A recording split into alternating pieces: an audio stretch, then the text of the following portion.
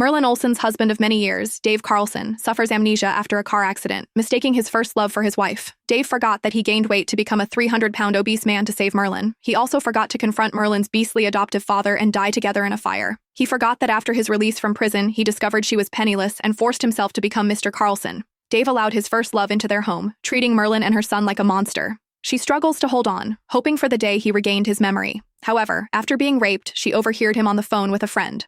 If I had met Merlin first, perhaps Lily Franco would be the one I used as practice for marriage now. But Lily is back. The position of Mrs. Carlson must be hers. I should have pretended to be a thug. That way she would have learned her lesson. Merlin watched him slam the door on her, and her eyes suddenly welled up. She had no intention of putting up with a man like this anymore. Turning away, she went downstairs and started the car. Her child was waiting for her at home. The car slowly started moving. The cold night wind rushed in through the car window. This was the first time she hadn't disturbed Dave's good time since she learned he was faking amnesia, yet he had someone deliberately rear-end her car. Does it feel good to bully someone, Merlin? Lily was so scared until she couldn't sleep all night. Are you satisfied now? He grabbed her by the back of her collar and slammed her against the smoking hood of the car. Even if you misunderstand me as your husband, you shouldn't have driven Lily to such a desperate situation. She just returned to the country all alone and helpless. You're still torturing her like this.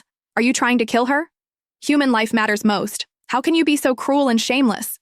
The hood of the car sizzled against her cheek, but Merlin seemed oblivious to the pain. Who had been the one being mocked from beginning to end? And who was being intimidated now? Was she just supposed to obediently wait to die, without even the right to fight back? At this moment, Merlin finally answered her grandmother's question in her heart. Because Dave no longer loved her. He had risked his life to donate bone marrow for her, served time in jail, and even gone to sea.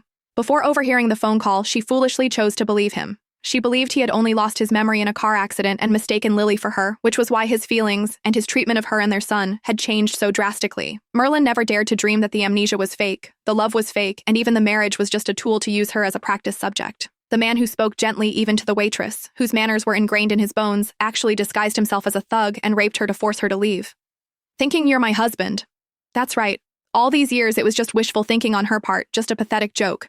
She laughed, but unlike her usual gentle laughter, it revealed a calmer and more clear-headed side. Stop pretending to have amnesia, Dave. It's pointless. I'll only ask one question. Have you ever, even for a moment, truly liked me?